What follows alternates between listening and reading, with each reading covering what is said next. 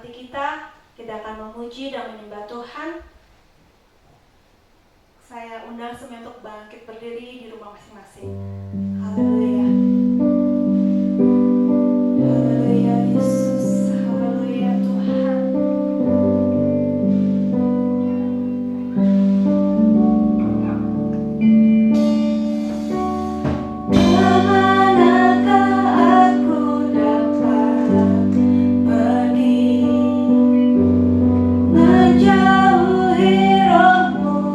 Yang suci kau sayang.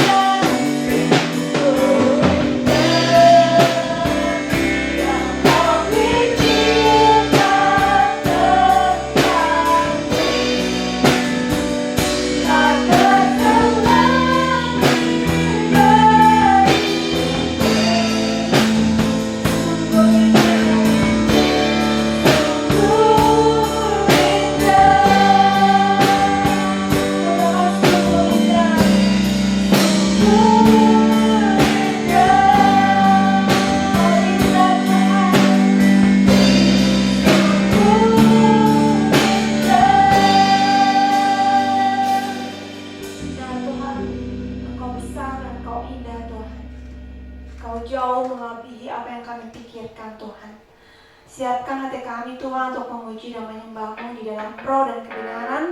Tuhan pimpin dari awal ibadah ini hingga akhir dan berbicara Tuhan kepada kami lewat firman-Mu. Hanya di dalam nama Yesus kami berdoa. Amin. Amin, saudara. Saudara, Dia Allah yang sungguh baik. Dia Allah yang sangat amat baik. Biarlah kita akan memuliakan Dia karena Dia terlebih mengasihi kita.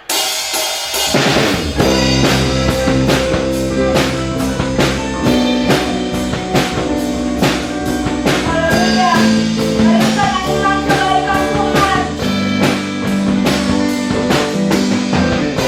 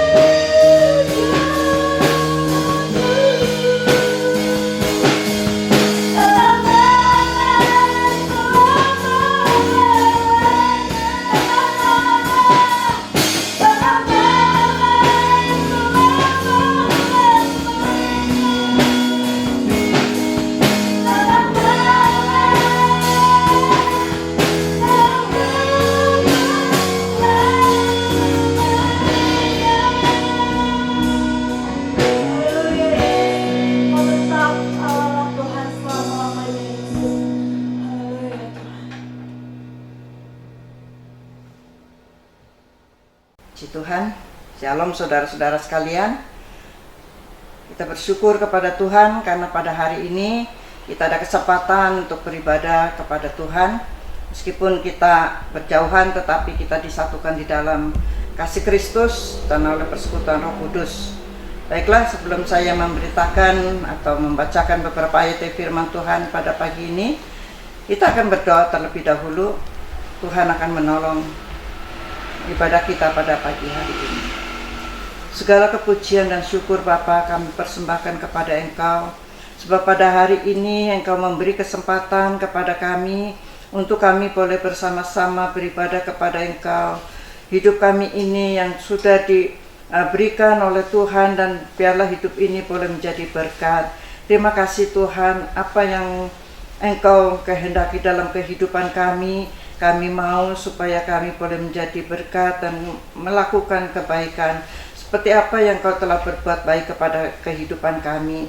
Terima kasih Tuhan, kami serahkan ibadah ini atau firman Tuhan yang akan kami beritakan, dan kami boleh belajar bersama-sama tentang kebaikan Tuhan. Terpujilah nama Tuhan, terpujilah Tuhan. Terima kasih Tuhan buat saat yang indah ini.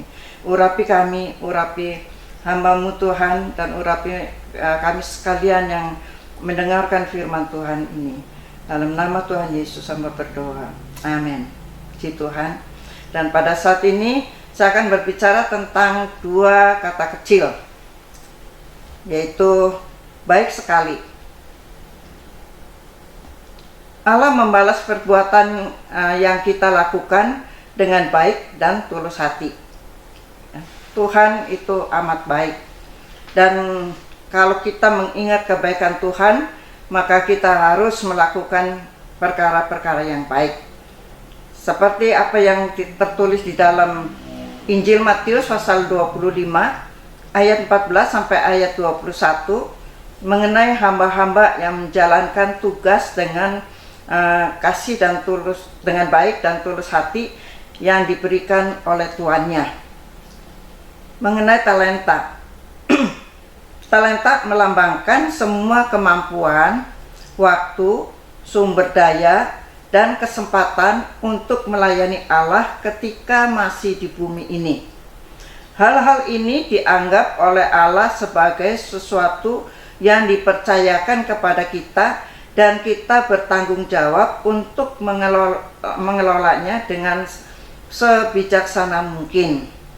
Ya, jadi apa yang Tuhan berikan kepada kita, seperti Tuhan yang memberikan talenta kepada ketiga orang, dan mereka yang menjalankan tugasnya dengan baik, yang menerima 5 talenta dan 2 talenta, mereka sudah melakukannya dengan baik, sehingga dikatakan di dalam Matius 25, kita akan melihat di dalam Alkitab bagaimana firman Tuhan mengatakan, Matius pasal yang ke-25 ayat yang ke-14 sampai dengan ayat 21. Perumpamaan tentang talenta. Sebab hal kerajaan surga sama seperti seorang yang mau bepergian ke luar negeri, yang memanggil hamba-hambanya dan mempercayakan hartanya kepada mereka. Yang seorang diberikannya 5 talenta, yang seorang lagi 2, dan yang seorang lain lagi 1, masing-masing menurut kesanggupannya. Lalu ia berangkat. Segera pergilah hamba yang menerima 5 talenta itu. Ia menjalankan uang itu lalu beroleh laba 5 talenta.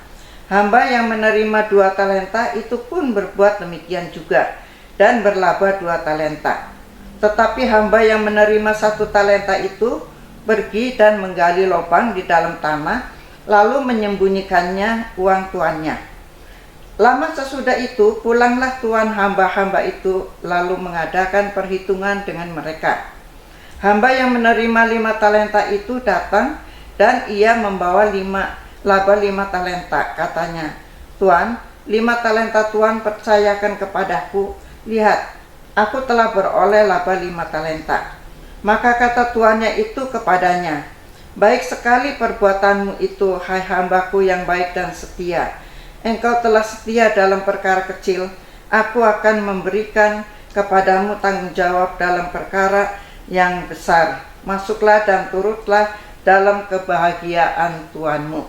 Ya, di sini dikatakan bahwa orang yang menerima 5 talenta, dia sudah melakukan tugasnya dengan baik. Dan dia mempunyai kemauan untuk melakukan tugas dengan baik. Dan dia ingin menyenangkan hati tuannya. Karena apa yang dipercayakan kepada hamba ini oleh tuannya, dia rasa bertanggung jawab. Sebab itu dia melakukannya dengan baik. Sehingga waktu tuannya datang, dia memberitahukan dan memberikan apa yang sudah ada pada dia. 5 talenta sudah beroleh laba 5 talenta, jadi 10 talenta. Lalu tuannya mengatakan, baik sekali perbuatanmu itu, hai hambaku yang baik dan setia. Engkau telah setia dalam perkara kecil, aku akan memberikan kepadamu tanggung jawab dalam perkara yang besar. Masuklah dan turutlah dalam kebahagiaan Tuhanmu. Ya, jadi tentang talenta ini, dan Tuhan juga memberikan kepada kita apa yang harus kita lakukan. Di sini dikatakan talenta melambangkan semua kemampuan, waktu, sumber daya, dan kesempatan untuk melayani Allah ketika masih di bumi ini.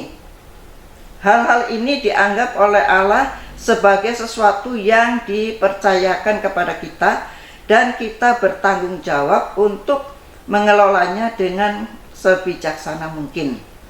Jadi apa yang kita akan lakukan? Kalau Tuhan mempercayakan kepada kita kemampuan, bukan oleh kekuatan kita, tetapi karena Roh Kuduslah yang mengerjakan di dalam kita. Roh Kuduslah yang memimpin kita, sehingga kita bisa melakukan sesuatu. Dan kalau hati kita dengan tulus, dengan melakukannya dengan baik dan tulus hati, maka Roh Kudus yang membimbing kita. Roh Kudus yang akan menolong kepada kita, diberinya kemampuan untuk melakukan sesuatu untuk memuliakan nama Tuhan. Itulah satu hal yang Tuhan kehendaki dalam hidup kita. Apabila hati kita berserah kepada Tuhan dan selalu memohon pimpinan daripada Roh Kudus, maka Tuhan memberikan kemampuan untuk melakukan hal-hal yang mungkin kita nggak mampu, tetapi ternyata Tuhan memberi kemampuan. Dan waktu yang diberikan kepada kita mau pergunakan dengan baik. Juga sumber daya dan kesempatan untuk melayani. Saya bilang, apa yang Tuhan kehendaki dalam hidup saya, apa yang saya bisa dan Tuhan kerjakan dalam saya mau melakukannya. Mau berbuat baik, karena berbuat baik itu kita rasa karena Tuhan yang sudah memberikan kebaikan seluruhnya kepada saya. Sebab itu kita mau melakukan sesuatu untuk kemuliaan nama Tuhan.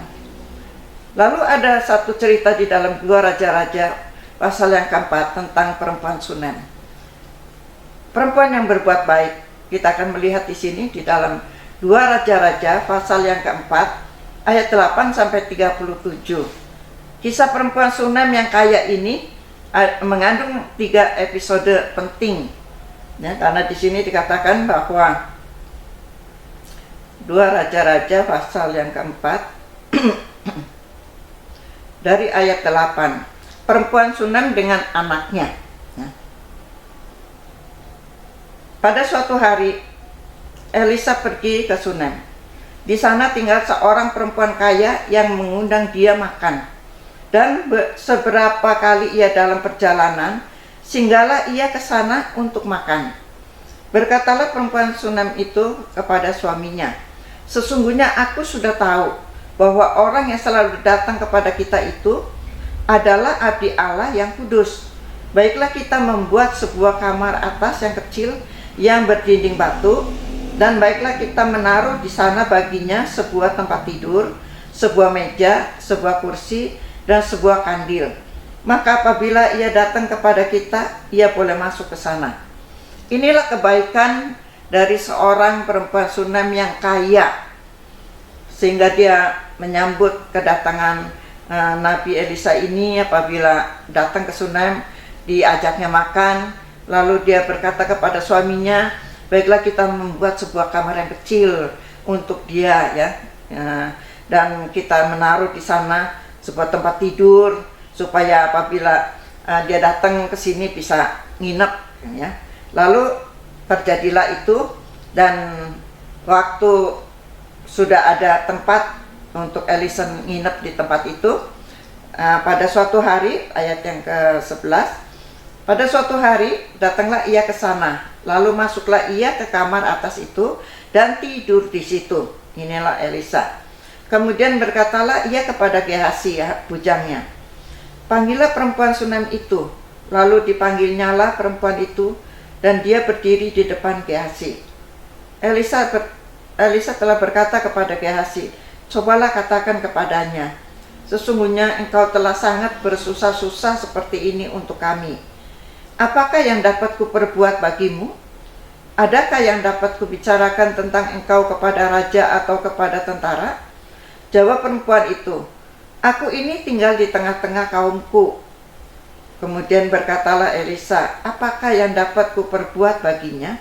Jawab Gehazi, ia tidak mempunyai anak, dan suaminya sudah tua. Lalu berkatalah Elisa, panggillah dia. Dan sesudah dipanggilnya, berdirilah perempuan itu di pintu. Berkatalah Elisa, pada waktu seperti ini juga tahun depan, engkau ini akan menggendong seorang anak laki-laki. Tetapi jawab perempuan itu, janganlah tuanku, ya abdi Allah, janganlah berdusta kepada hambamu ini. Ayat 17, mengandunglah perempuan itu lalu melahirkan seorang anak laki-laki pada waktu seperti itu juga pada tahun berikutnya, seperti yang dikatakan Elisa kepadanya. Setelah anak itu menjadi besar, pada suatu hari keluarlah ia mendapatkan ayahnya di antara penyabit-penyabit gandum. Tiba-tiba menjeritlah ia kepada ayahnya, aduh kepalaku, kepalaku. Lalu kata ayahnya kepada seorang bujang, angkatlah dia dan bawa kepada ibunya. Diangkatnyalah dia, dibawanya pulang kepada ibunya. Duduklah dia di pangkuan ibunya sampai tengah hari, tetapi sesudah itu matilah dia. Ayat 21, lalu naiklah perempuan itu, dibaringkannyalah dia di atas tempat tidur abdi Allah itu. Ditutupnyalah pintu dan pergi, sehingga anak itu saja di dalam kamar. Inilah episode yang kedua. Dikatakan bahwa Allah menyebabkan dia mengalami ujian berat dengan membiarkan anaknya mati. Ya, inilah kehidupan manusia. Ada sesuatu yang seringkali kita alami dalam kehidupan ini. Ada kesenangan, ada kesusahan. Di sini dikatakan bahwa perempuan Sunem itu setelah mendapatkan anak, ini dalam episode yang pertama, dia senang sehingga anaknya ini dipeliharanya menjadi besar. Tetapi setelah itu dia mengalami kematian anak ya. Waktu dia sudah senang-senangnya menerima apa yang Tuhan telah berikan melalui janji dari abdi Allah ini, lalu anak ini meninggal.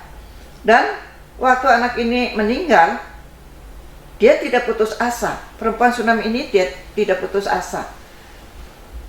Dia bawa anak ini ke kamar Nabi Elisa ini, dan setelah dibaringkan di tempat tidurnya,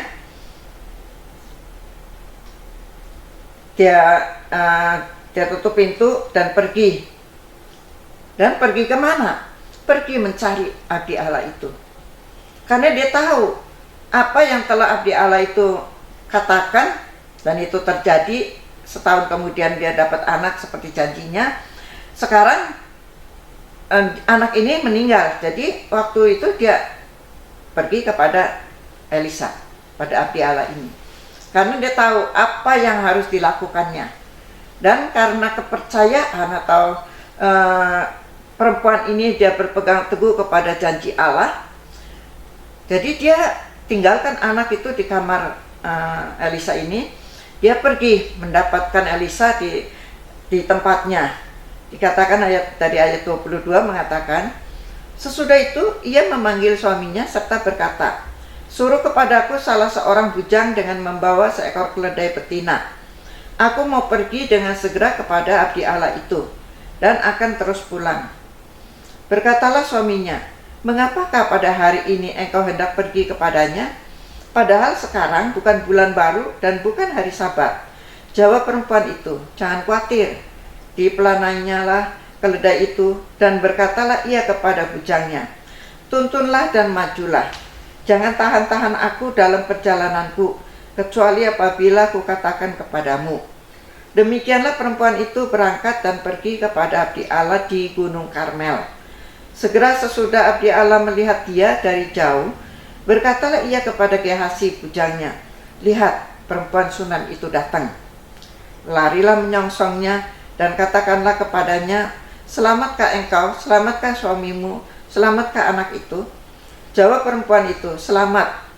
Dan sesudah ia sampai ke gunung itu, dipegangnyalah kaki abdi Allah itu. Tetapi Gehazi mendekat hendak mengusir dia.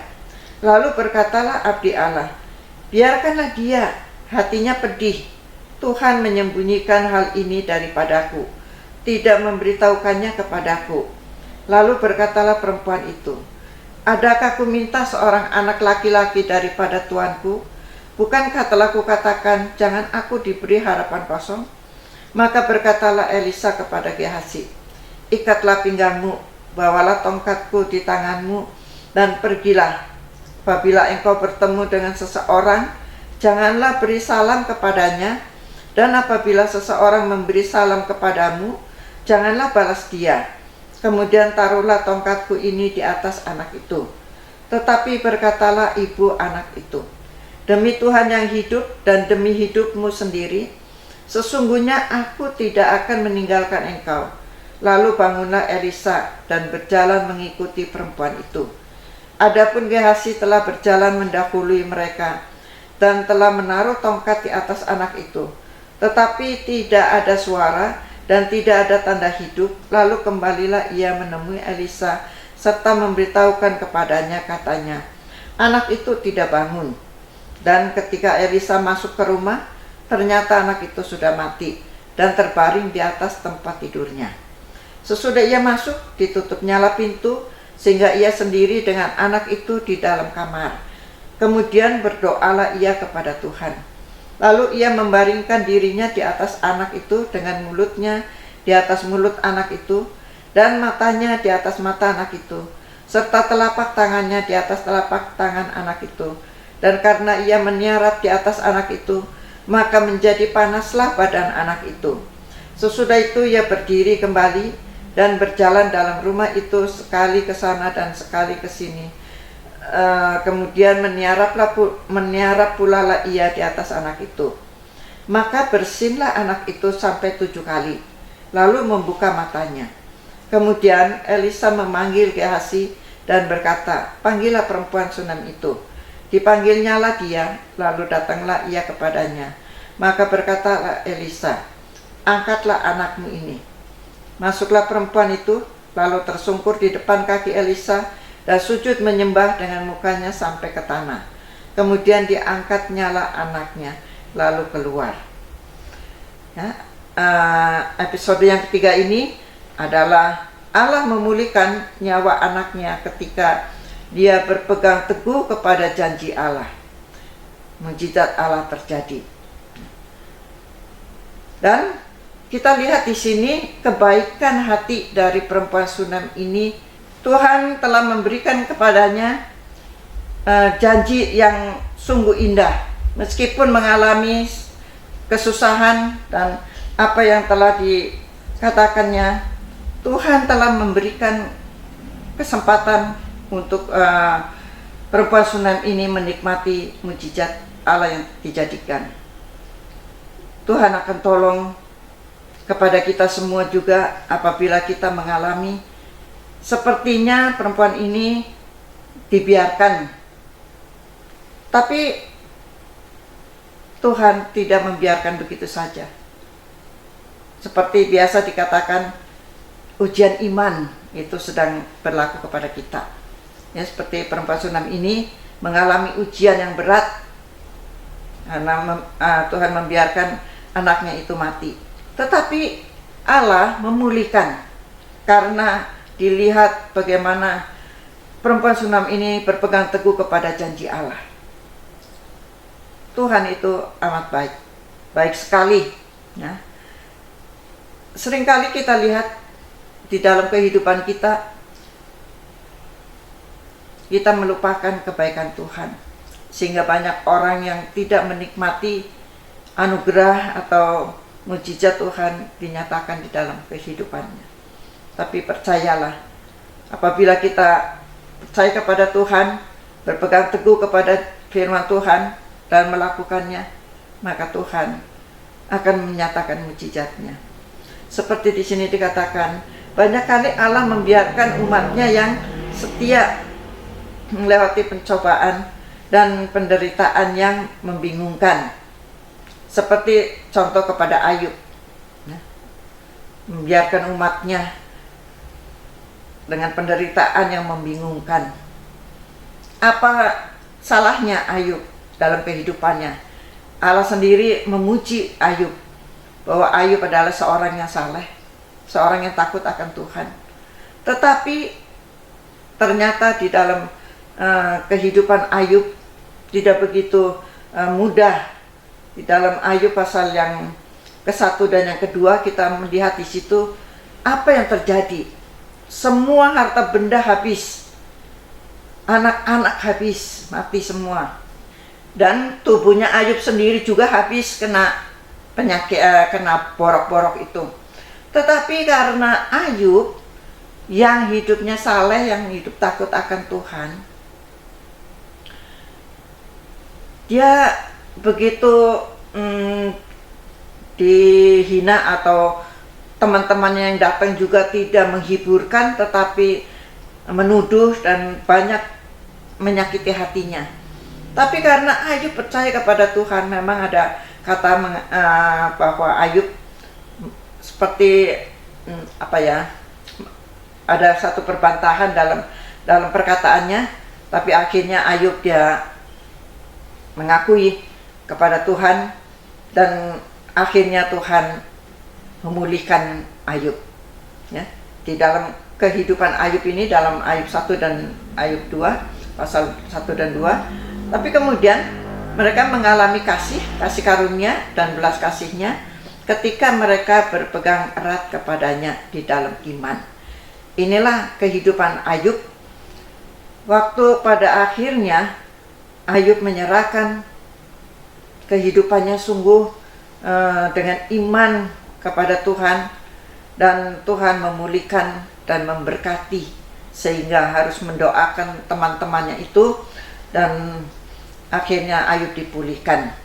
Dan kalau kita percaya kepada firman Tuhan dan melakukannya, kalau kita sedang mengalami masalah, pencobaan, kesusahan atau kedukaan, kita percaya dalam segala hal Allah turut bekerja dalam segala sesuatu.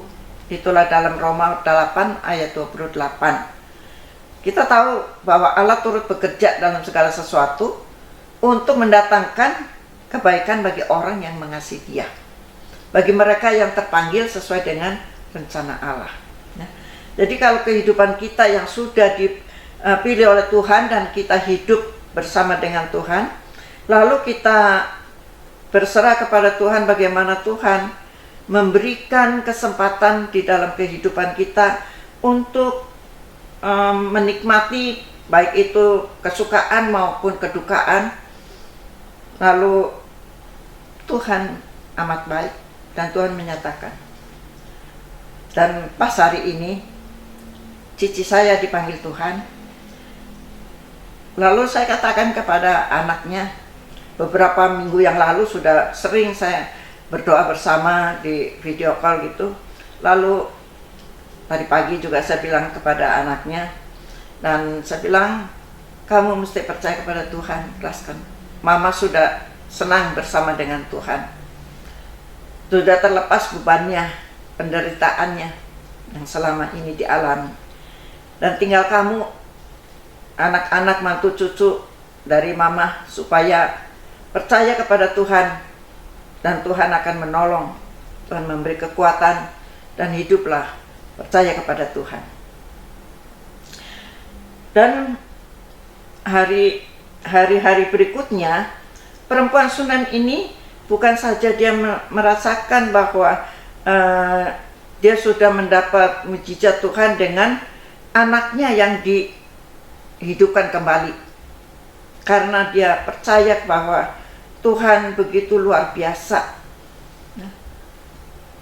Bukan saja kepada perempuan ini, tetapi kepada Ayub juga, dan kepada kita Tuhan akan memberikan sama kalau kita hidup berpegang kepada firman Tuhan, hidup percaya, berpegang teguh di dalam iman.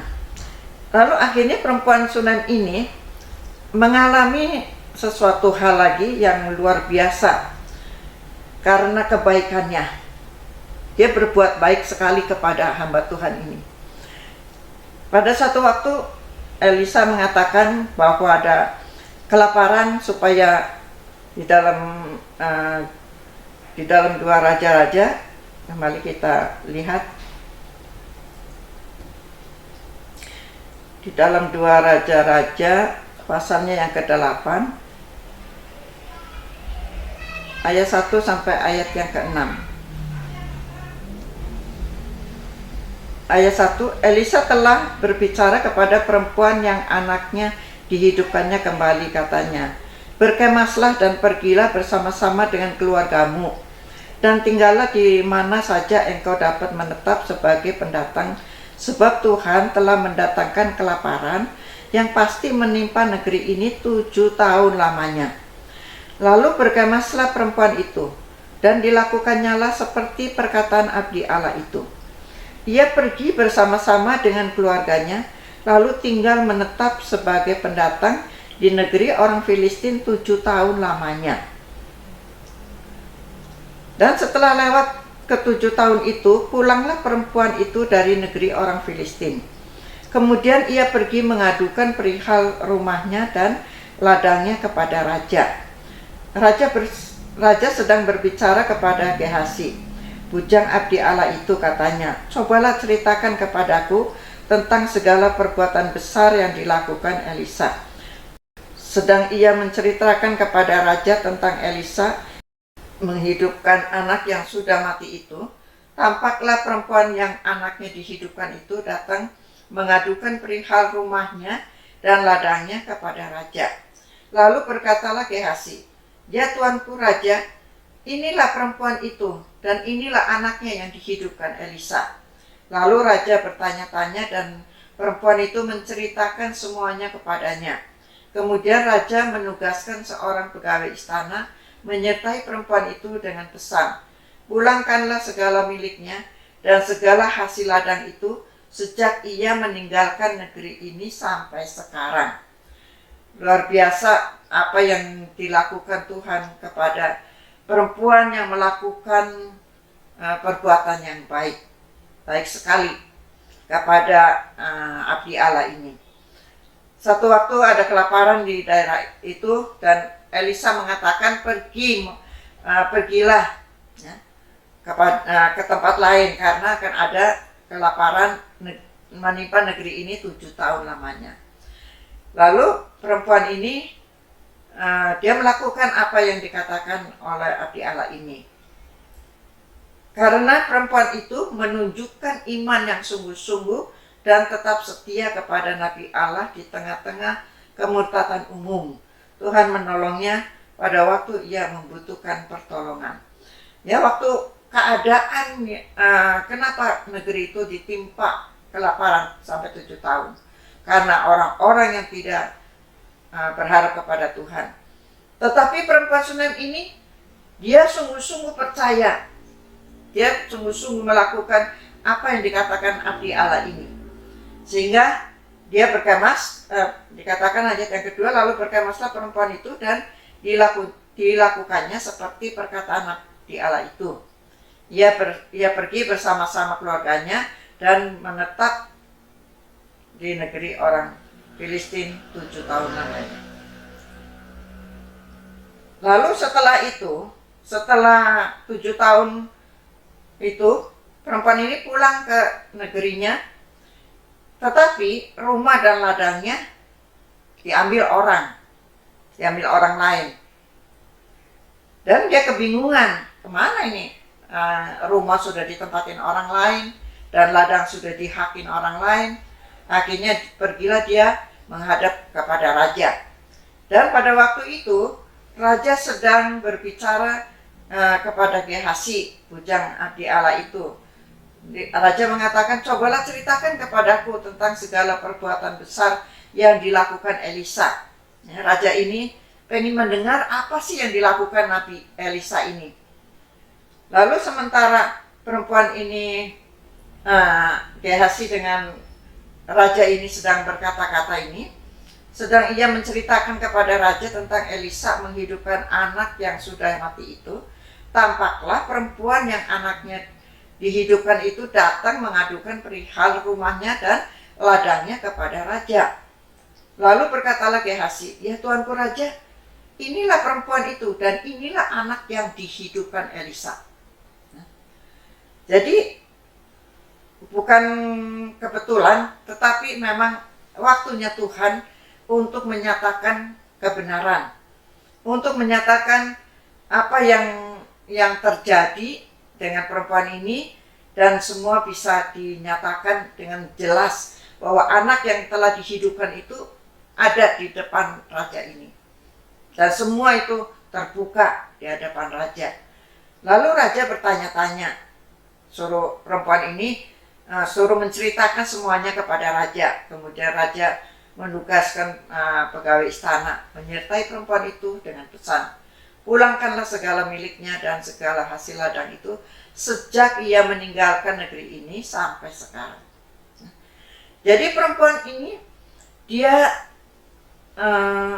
mungkin tidak mengharapkan seperti itu, hanya dia mengadukan kepada raja bahwa rumahnya sudah ditempatin orang lain dan ladangnya juga sudah dihakin orang lain.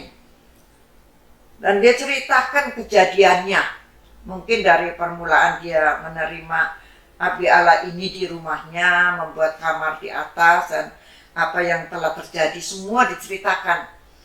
Nah akhirnya raja mengatakan suruh kembalikan segala hasil ladang itu. Rumahnya juga harus dikembalikan. Bukan ladangnya saja harus dikembalikan, tetapi pulangkanlah segala miliknya dan segala hasil ladang itu sejak ia meninggalkan negeri ini sampai sekarang. Bayangkan, 7 tahun dia mendapatkan semuanya itu. Mungkin ladang bisa dikerjakan, hanya dapat tidak subur karena dalam kelaparan itu. Nah, jadi di sini dikatakan bahwa kita lihat perbuatan baik yang dilakukan dengan tulus hati, ya, dengan iman kepada Tuhan, seperti perempuan Sunam ini. Akhirnya Tuhan memberikan yang terbaik. Tuhan memberikan semuanya itu indah, meskipun dia mengalami kematian anak, ya, mengalami harus pergi meninggalkan negerinya, pergi ke negeri orang lain. Tetapi karena hidupnya berkenan kepada Tuhan, maka Tuhan yang mengatur segala jalannya sehingga dia mendapatkan yang luar biasa. Karena perbuatan baik itu. Di dalam Mazmur mengatakan, Mazmur pasal 73 ayat 1, sesungguhnya Allah itu baik bagi mereka yang tulus hatinya, bagi mereka yang bersih hatinya. Inilah janji Tuhan. Kalau kita menghidupi firman Tuhan dan kita berjalan di dalam pimpinan Roh Kudus, maka Tuhan akan memberikan yang mungkin yang kita tidak andalkan atau tidak harapkan. Tapi kalau memang kita hanya berserah kepada Tuhan dan minta kepada Tuhan supaya kehidupan kita ini dipakai sama Tuhan, dan kita melakukan firman Tuhan, maka itu luar biasa di dalam apa yang kita bisa alami dalam hidup ini. Ya, seperti perempuan Sunem ini. Sebab Tuhan Allah itu baik bagi mereka yang tulus hatinya, bagi mereka yang bersih hatinya. Tuhan sungguh amat baik. Tiada nyanyian mengatakan, hidupku menggenapi firman-Mu. Tanda mujizat sertai tiap langkahku. Kau bersamaku di dalamku. Jadi bukti kebesaran-Mu. Biarlah kehidupan kita ini menggenapi firman Tuhan, melakukan seperti apa yang Tuhan kehendaki. Maka kita akan menikmati mujizat-mujizat di dalam kehidupan ini. Tuhan sungguh amat baik, dan Tuhan selalu memperdulikan, memperhatikan. Di dalam 2 Timotius pasal 1 ayat 13 dan 14 mengatakan, peganglah segala sesuatu yang telah engkau dengar daripadaku sebagai contoh ajaran yang sehat, dan lakukanlah itu dalam iman dan kasih dalam Kristus Yesus. Peliharalah harta yang indah yang telah dipercayakannya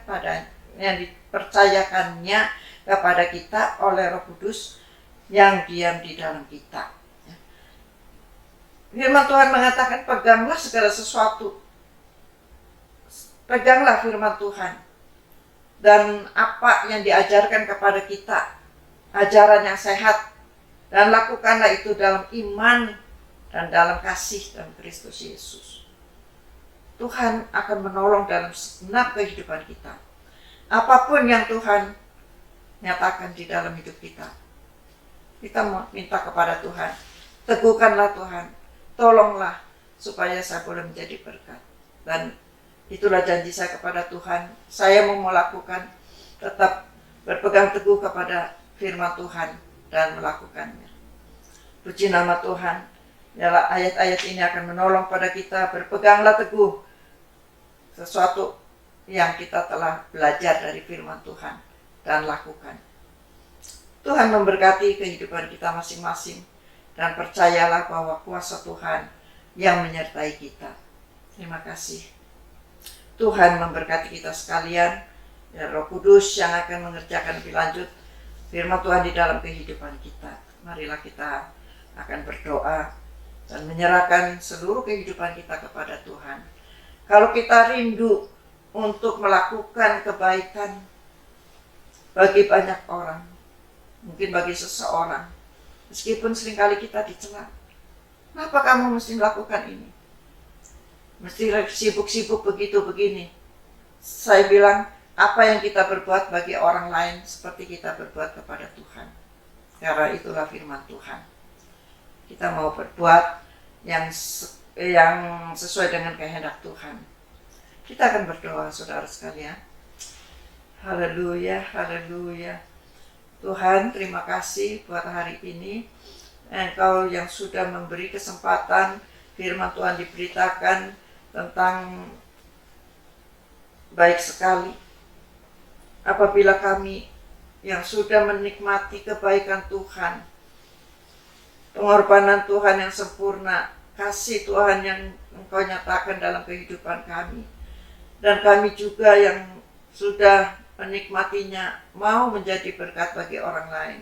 Kami mau melakukan kebaikan untuk orang-orang yang membutuhkannya, dan Tuhan akan tolong kepada kehidupan kami masing-masing. Pakailah Tuhan setiap umat-Mu, setiap kami semua ya Tuhan, umat-Mu yang sudah menikmati kebaikan Tuhan untuk menjadi saluran kebaikan bagi yang lain. Terpujilah nama Tuhan.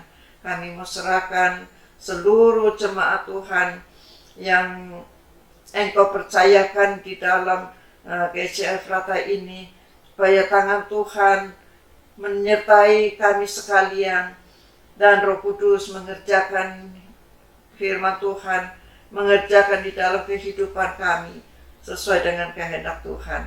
Terima kasih Tuhan Yesus, besertalah dalam kehidupan kami, agar kami boleh melakukan kebaikan untuk memuliakan nama Tuhan. Saudara sekalian yang dikasihi Tuhan, Tuhan yang sudah memberkati kita, Tuhan yang sudah memberikan kita keselamatan bagi jiwa kita, Tuhan yang memberikan semuanya buat kita nikmati dalam hidup ini. Biarlah kuasa Tuhan yang akan menyertai kita sekalian. Berkat Tuhan akan menyertai saudara sekalian. Apa yang telah Tuhan katakan, yang telah Tuhan ajarkan kepada kita sekalian, kita mau menerimanya dengan hati yang terbuka, dengan tangan yang diangkat kepada Tuhan untuk menerima berkat daripada Tuhan. Terimalah berkat yang Tuhan sediakan bagi kita sekalian, saudara. Karena kuasa Tuhan yang menyertai kepada kita sekalian. Biarlah Allah Bapa yang selalu menyertai kehidupan kita dan kasih dari Tuhan Yesus juga dilimpahkan kepada kita, dan Roh Kudus yang selalu membimbing dalam segenap kehidupan kita masing-masing. Terpujilah Tuhan, berkat Tuhan atas kita sekalian. Di dalam nama Tuhan Yesus hamba berdoa. Amin. Terima kasih telah mengikuti ibadah online GSJ Efrata. Untuk persembahan umum dan persepuluhan dapat ditransfer melalui rekening BCA dengan nomor rekening 1763013344 atas nama Gereja Sidang Jemaat Allah. Untuk memudahkan pencatatan bendahara gereja, sangat membantu sekali jika setiap persembahan dibedakan dengan cara sebagai berikut. Untuk persembahan umum, berikan angka 1 pada digit terakhir nominal. Contoh 20.001. Untuk persepuluhan, berikan angka 2 pada digit terakhir nominal. Contoh 20.002. Jangan lewatkan ibadah online di channel GSJ Efrata selanjutnya. Dan jangan lupa subscribe dan aktifkan notifikasinya. Selamat bergabung di keluarga GSJ Efrata. Terima kasih sudah beribadah bersama kami. Tuhan Yesus memberkati.